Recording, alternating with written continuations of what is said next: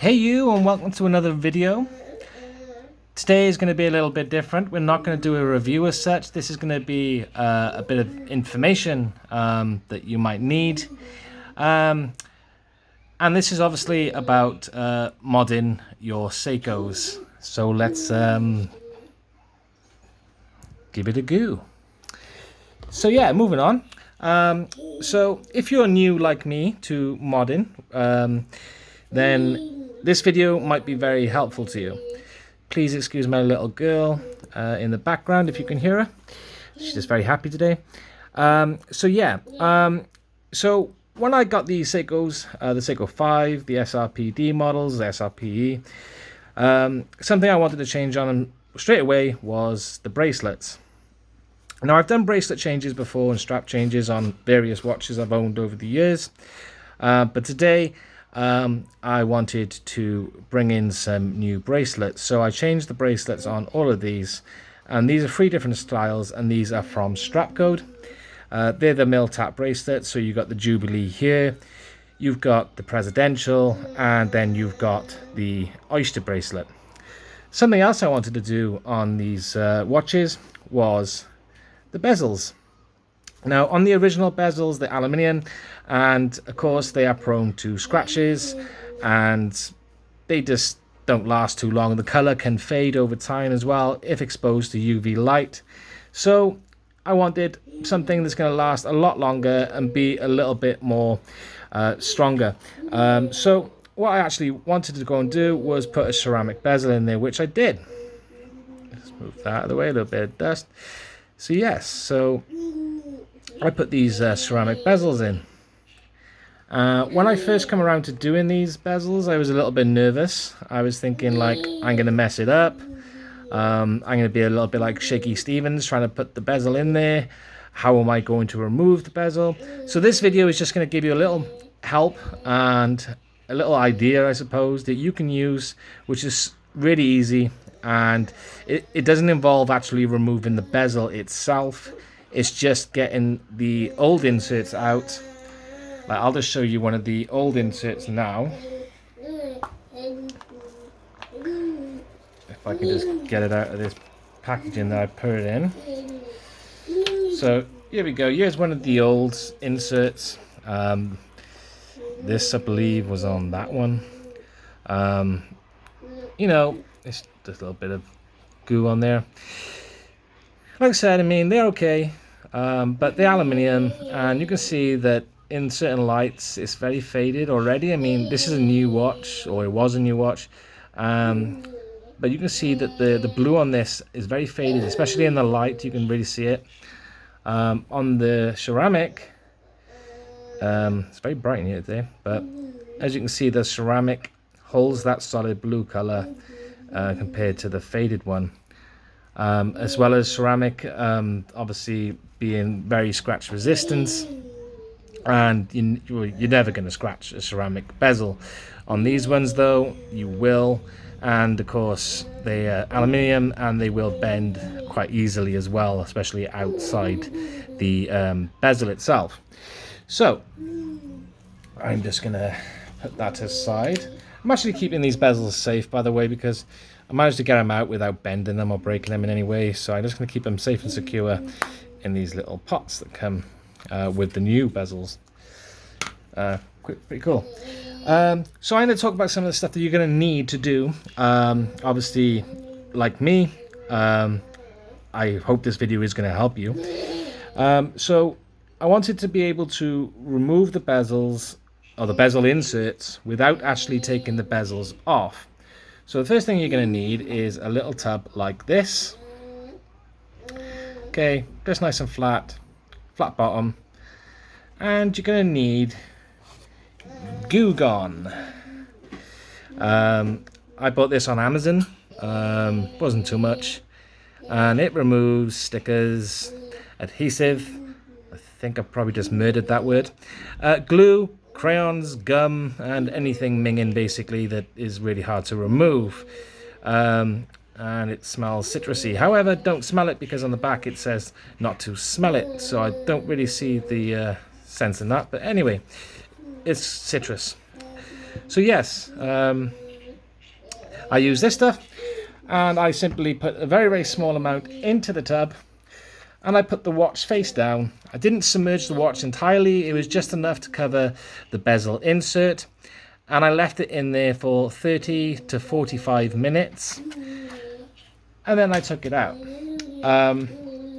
Now, when I first got it out, the bezel didn't just fall off, which I was hoping it would. I actually used something to pry it off. Now, these set of screwdrivers I had off Amazon, and they come with these, like, they look like guitar plectrums. I'll show you now. I have no idea why they come with them, but they did, and yeah, like I said, they look like little guitar plectrums, don't they? But they got nice little sides to them, which are narrow enough to do the job that I needed them to do. And I'm just going to take my other watch off I got on the minute. I'm going to show you what I mean about how I did it. I just had this on my wrist. This is the Seiko 5 140th anniversary limited edition. So yeah, what I did, when I soaked the bezel in the solution, I took it out after about 30 minutes, or say 40, 45 minutes, if, you know, depends on how long you want to go for it for. And I literally, just where you got the crystal, there's a kind of like a slope just before you get to the bezel. And I literally just used this edge here, and I just popped it in there, and I started doing this just to pry it open a little bit. And then as soon as I got a little bit of a rise off the bezel, I then just went literally all the way around, and it just popped off. Okay.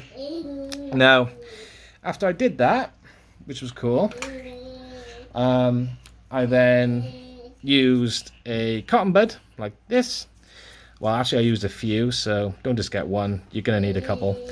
And I just dipped the cotton the cotton bud or the Q-tip, wherever part of the world you're from, you might call them things differently.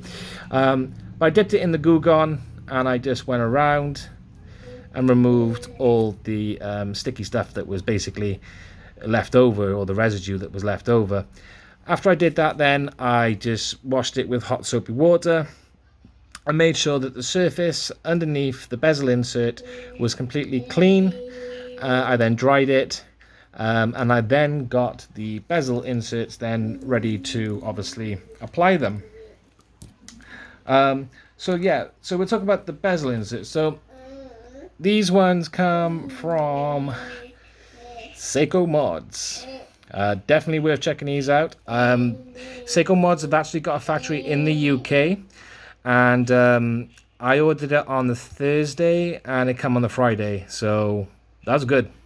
So yeah, they turned up, and they all come in these little plastic tubs, which I just showed you earlier. And they also supply you with adhesive tape, double-sided tape. Basically, it's called 3M. You probably heard of it. And they actually give you 2 sheets in these packages as well. So if you mess up the first one, you've got a second one. Just in case. So that's really cool of them. And literally all I did was I just took all this off. And then you just apply it to the back of the new bezel insert. Just be really careful, make sure it's all lined up properly, and then when it's on there solid. They've got a center part of this that just breaks away, so when the outer side or the circumference of the adhesive is stuck to the bezel, the middle bit there you can just pop out with your thumb and you're good to go. Just make sure that it's completely dust free, make sure there's nothing on there that could obviously, you know, stop it from sticking, and then you just apply it. Now, I found taking the watches off their bracelets and having the watch not face down, but on its back, so it's completely flat to a table or something, and then I just really carefully fitted these in. So yeah, I just really carefully make sure everything lines up. Another tip I'll give you as well, when the bezel insert is off and you're ready to insert the new one, just make sure that that bezel is as far to the right as possible in the clockwise sort of motion, so it's not on like a click or something. You want it to be lined up perfectly. So just make sure that that bezel is not going anywhere before you apply the bezel insert. I'm just going to give you a little look at the ones I've done. So this one I'm going to call like the Blue Bay. But it's you got your black ceramic insert. You got a loom pit at the 12 o'clock, and it's on obviously a blue sunburst dial Seiko 5. The bracelet I chose for this one is from Strap Code. So worth checking these out too. And this one is, like I said, the Oyster bracelet. Okay, solid bracelet, solid links, really nice bracelets. Highly recommend them. But yeah, that's one I did. This is the other one. This one is on a Jubilee bracelet. Okay, and this one obviously it's really bright in here, so I'm not sure how this comes up on camera. But again, you got that really nice ceramic blue bezel on a blue dial again, blue sunburst dial. Just goes really nice. And I call this one the Smurf. And then we got this one. Now this is not the 140th anniversary. This is my own version. Again, you got that blue ceramic. Like I said, these do glow up as well. On this one is the presidential bracelet. Okay, so the links are very thick on these, but nice and chunky. Again, all solid, everything you want. And this was originally a silvered face one, but it just looks really nice. It's like a silver sunburst, but it does come up quite light, and it's quite nice. I'll just compare that to the 140th anniversary one next to it. You can see that the 140th is a bit darker, the ceramic's a bit darker. You've got a textured dial on the 140th, and on this one you haven't. You've just got that silver, nice, very clean looking watch, this one. So they are very similar, but I really do like that style. And like I said, I was really new to modding, and the most I've ever done is change a bracelet or change a strap. But now I've gone into modification, and now I've changed these bezel inserts, and I'm really happy. Like I said, it wasn't as hard as I thought it would be. At first I was a bit like, oh, you know, there's no chance I'm going to be able to do this, or I'm going to mess it up. But just go for it, you know, you can do it. Like I said, just get the right stuff, get the right equipment you need, and you're good to go. Just take your time as well, there's no rush. It took me a few hours to do it. I could have done it a lot quicker, but I did really want to take my time and just make sure that everything was done properly. And then, yeah, that's it. That's pretty much all I have to say. So yeah, I hope this video was useful to you. I hope my daughter wasn't too loud. Take care, and I'll see you on the next video. If you like this video, please like, please subscribe, and yeah, bye-bye for now.